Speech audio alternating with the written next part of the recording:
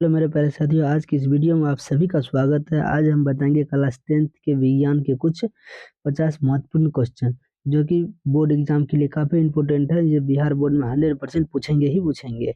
ठीक है, तो आज की वीडियो स्टार्ट करते हैं। आज का पहला क्वेश्चन है, लोहे को जिंक से लेपित करने के प्रक्रिया क्या कहते हैं? तो इसे कहते हैं गैल्वेनीकरण कहा जाता है। लोहे से जिंक जो लेपन करता है उसे गैल्वेनीकरण कहते हैं। ठीक है, तो इसका राइट आंसर ऑप्शन बी हो जाएगा। अगला क्वेश्चन है कि सिल्वर कोलाइड एजीसीएल का रंग क्या होता है? सिल्वर क्लाइड एजीसीएल का जो रंग होता है वो व्हाइट होता है। सिल्वर क्लाइड एजीसीएल का रंग व्हाइट होता है। इसका राइट आंसर ऑप्शन ए हो जाएगा। अगला क्वेश्चन है कि तथा तनु जास्ता तथा तनु सॉरी जास्ता तथा तनु HCl की अभिक्रिया से कौन सी गैस बनती है? जस्ता तथा HCl की अभिक्रिया से कौन सी गैस बनती है? तो वह बनती है हाइड्रोजन बनती है, H2। ठीक है, H2 बनती है। इसका राइट आंसर ऑप्शन सी हो जाएगा। अगला क्वेश्चन है, श्वसन किस प्रकार की रासायनिक अभिक्रिया है? तो श्वसन जो है वो उपचय रासायनिक अभिक्रिया है, उपचयन है। ठीक है, इसका राइट आंसर ऑप्शन ए हो जाएगा। इसका राइट आंसर ऑप्शन ए हो जाएगा। एंड अगला क्वेश्चन है कि लिटमस विलियन जब उदासीन होता है तो उसका रंग कैसा होता है? लिटमस विलियन जब उदासीन होता है तो उसका रंग कैसा होता है? तो उसका रंग तब बैंगनी होता है। इसका राइट आंसर ऑप्शन सी हो जाएगा, उसका रंग बैंगनी होता है। अगला क्वेश्चन है, बेकिंग सोडा का रासायनिक सूत्र क्या होता है? तो बेकिंग सोडा का जो रासायनिक सूत्र होता है वो होता है NaCH NaHCO3 होता है, NaHCO3 होता है। इसका राइट आंसर ऑप्शन सी हो जाएगा। एंड अगला क्वेश्चन है कि किसी भी उदासीन विलयन का पीएच मान कितना होता है? तो किसी भी उदासीन विलयन का जो पीएच मान होता है वो 7 होता है। ठीक है, इसका राइट आंसर ऑप्शन बी हो जाएगा। अगला क्वेश्चन है कि सीसा और टीन की मिश्र धातु को क्या कहते हैं? सीसा और टीन की मिश्र धातु को क्या कहते हैं? उसे सोल्डर कहते हैं। ठीक है, ऑप्शन ए इसका राइट आंसर हो जाएगा। अगला क्वेश्चन है, क्लोरोफिल वर्णक का रंग कैसा होता है? तो इसका रंग जो होता है इसका हरा होता है। क्लोरोफिल का वर्णक रंग हरा होता है। इसका राइट आंसर ऑप्शन ए हो जाएगा। अगला क्वेश्चन है कि रक्त में आयरन की कमी से होने वाली रोग कौन सा होता है? रक्त में जो आयरन की कमी होती है उससे कौन सी रोग होता है? उससे होता है एनीमिया। आयरन की कमी से जो रोग होता है एनीमिया होता है। इसका राइट आंसर ऑप्शन सी हो जाएगा। अगला क्वेश्चन है, इंसुलिन की कमी से कौन सी रोग होती है? इंसुलिन की कमी से मधुमेह यानी शुगर होती है, मधुमेह होती है। ऑप्शन सी होती है। ठीक है, इसका राइट आंसर ऑप्शन सी होगा। अगला क्वेश्चन है कि दो तंत्रिका तंत्र के माध्यम खाली के मध्य खाली स्थान को क्या कहते हैं? दो तंत्रिका तंत्र के मध्य खाली स्थान को क्या कहते हैं? तो इसे कहते हैं सिनेप्स कहते हैं, सिनेप्स कहते हैं। इसका राइट आंसर ऑप्शन बी हो जाएगा, सिनेप्स कहते हैं। अगला क्वेश्चन है, परागकोश में होते हैं, परागकोश में क्या होते हैं? तो परागकोश में जो होते हैं परागकण होता है, परागकोश में परागकण होता है। इसका राइट आंसर ऑप्शन डी हो जाएगा। एंड अगला क्वेश्चन है कि मुकुलन द्वारा प्रजनन में होता है, मुकुलन द्वारा प्रजनन में होता है। तो इसका राइट आंसर ऑप्शन बी हो जाएगा। इसका राइट आंसर ऑप्शन बी हो जाएगा। ठीक है, ईस्ट होता है मुकुलन द्वारा प्रजनन में।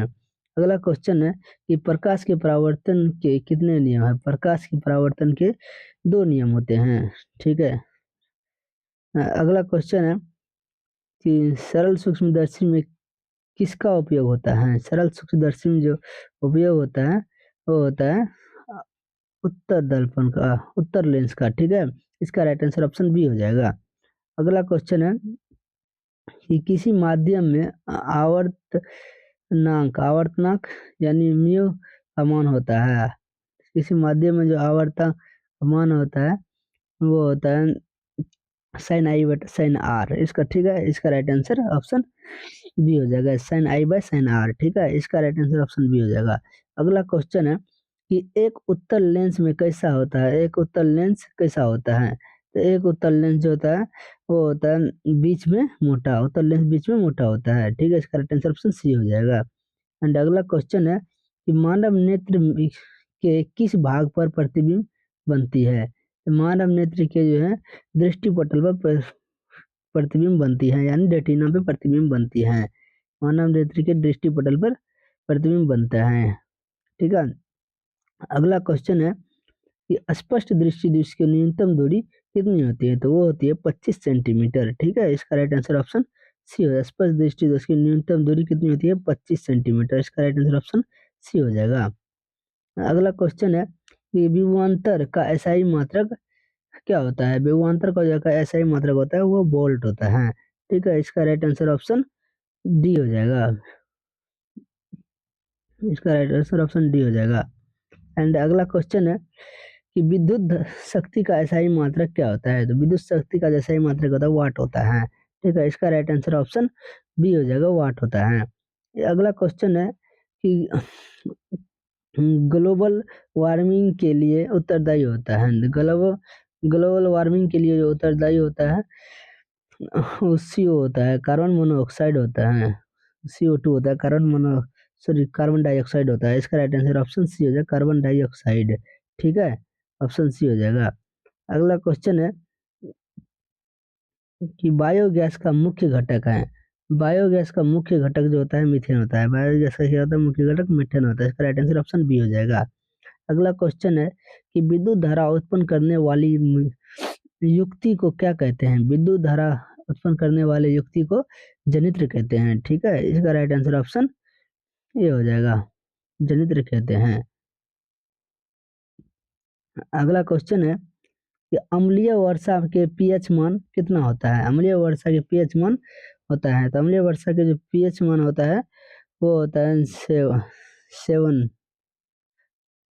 ठीक है, इसका राइट आंसर ऑप्शन ए हो जाएगा। अम्लीय वर्षा के पीएच मान 5.6 होता है। ठीक है, इसका राइट आंसर ऑप्शन ए हो जाएगा, 5.6 से कम होता है। ठीक है, ऑप्शन ए हो जाएगा। एंड अगला क्वेश्चन है कि चींटी के डंक में कौन सा अम्ल पाया जाता है, तो चींटी के डंक में जो अम्ल पाया जाता है वो होता है सिट्रिक अम्ल।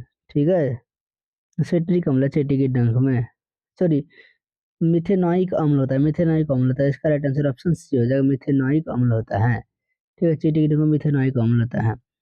अगला क्वेश्चन है कि बुझा हुआ चूना का रासायनिक सूत्र क्या होता है, तो बुझा हुआ चूना का जो रासायनिक सूत्र होता है CaOH2 होता है, CaOH2 होता है। इसका राइट आंसर ऑप्शन ये हो जाएगा, CaOH2 होता है। ठीक है, इसका राइट आंसर ऑप्शन ये हो जाएगा। एंड अगला क्वेश्चन है कि पोटेशियम के की यानी पोटेशियम की परमाणु संख्या क्या होती है, पोटेशियम की जो परमाणु संख्या ये होती है वो 19 होती है, 19 होती है। इसका राइट आंसर ऑप्शन सी हो जाएगा। ठीक है, अगला क्वेश्चन है कि निम्नलिखित में से कौन अधातु है, निम्नलिखित में से कौन अधातु है, तो इसमें कार्बन जो है अधातु है। इसका राइट आंसर ऑप्शन बी हो जाएगा। ठीक है, अगला क्वेश्चन है कि आधुनिक आवर्त सारणी में आवर्तों की संख्या कितनी होती है, तो आधुनिक आवर्त सारणी जो है उसमें आवर्त की संख्या 7 होती है। एंड अगला क्वेश्चन है कि हीलियम कैसा तत्व है, हीलियम एक अक्रिय तत्व होता है। ठीक है, इसका राइट आंसर ऑप्शन बी हो जाएगा, हीलियम एक अक्रिय तत्व होता है, अक्रिय तत्व होता है। ठीक है, एंड अगला क्वेश्चन है कि मानव में डायलिसिस थैली है, मानव में जो डायलिसिस थैली होता है वो होता है नेफ्रॉन का। ठीक है, मानव में डायलिसिस थैली नेफ्रॉन का होता है। इसका राइट आंसर ऑप्शन ए हो जाएगा। ठीक है, एंड अगला क्वेश्चन है कि कवकों में पोषण की कौन सी विधि है, तो कवक में जो पोषण की विधि होती है वो मृत जीवी होती है। ठीक है, इसका राइट आंसर ऑप्शन बी हो जाएगा। एंड अगला क्वेश्चन है कि नर युग्मक व मादा युग्मक के संलयन को क्या कहते हैं, तो उसे कहते हैं निषेचन। ठीक है, इसका राइट आंसर ऑप्शन बी हो जाएगा। एंड अगला क्वेश्चन है कि जीन शब्द किसने प्रस्तुत किया है, जीन शब्द जो प्रस्तुत किया है वो किया था मेंडल ने। ठीक है, इसका राइट आंसर ऑप्शन ए हो जाएगा, सॉरी मेंडल ने जोहानसन ने किया था। इसका राइट आंसर ऑप्शन सी हो जाएगा। इसका राइट आंसर जीन शब्द का प्रस्तुत जोहानसन ने किया था। इसका राइट आंसर ऑप्शन सी हो जाएगा। ठीक है, एंड अगला क्वेश्चन है मेंडल ने अपने प्रयोग के लिए किस पौधे को चुना था, तो ये चुना था अपने प्रयोग के लिए साधारण मटर को। ठीक है, इसका राइट आंसर ऑप्शन बी हो जाएगा। एंड अगला क्वेश्चन है प्रकाश की किरण गमन करती हैं, प्रकाश की किरण गमन करती हैं तो वो सीधी रेखा में गमन करती हैं। ठीक है, प्रकाश किरण सीधी रेखा में गमन करती है। इसका राइट आंसर ऑप्शन ए हो जाएगा। एंड अगला क्वेश्चन है कि वाहनों के पश्च दृश्य दर्पण यानी साइड मिरर के रूप में किसका उपयोग किया जाता है? तो उत्तल दर्पण के उपयोग किया जाता है साइड मिरर के रूप में वाहन में। ठीक है, इसका राइट आंसर ऑप्शन सी हो जाएगा। अगला क्वेश्चन है कि ऊर्जा का सबसे बड़ा और विशाल स्रोत है। तो ऊर्जा का सबसे बड़ा और विशाल स्रोत है वो सूर्य होता है। इसका राइट आंसर ऑप्शन सी हो जाएगा। ठीक है, एंड अगला क्वेश्चन है कि टिंडल प्रभाव प्रकाश की कौन सी परिघटना को प्रदर्शित करता है? तो ये करता है परिकिरणन को। ठीक है, इसका राइट आंसर ऑप्शन बी हो जाएगा। एंड अगला क्वेश्चन है शुद्ध सोने को व्यक्त किया जाता है। तो शुद्ध सोने को जो व्यक्त किया जाता है वो 24 कैरेट की व्यक्त किया जाता है। इसका राइट आंसर ऑप्शन बी हो जाएगा।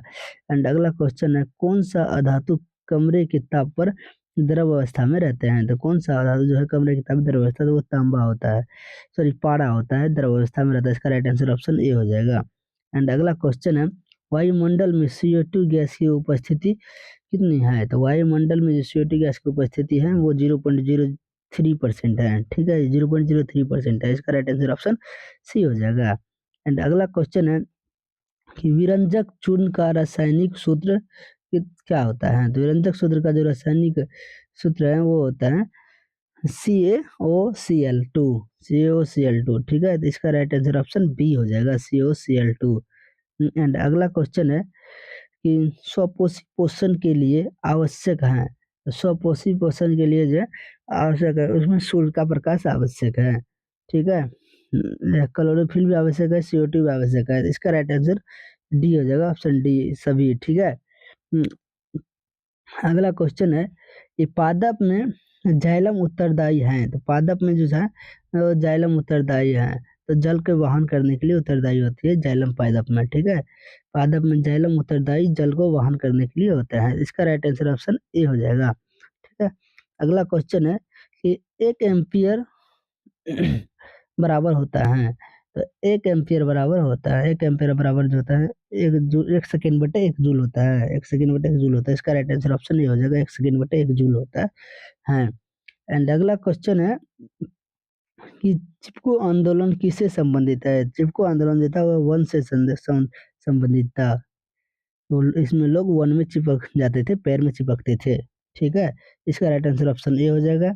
एंड अगला क्वेश्चन है एंड लास्ट क्वेश्चन है निर्वात में प्रकाश की चाल कितना होता है?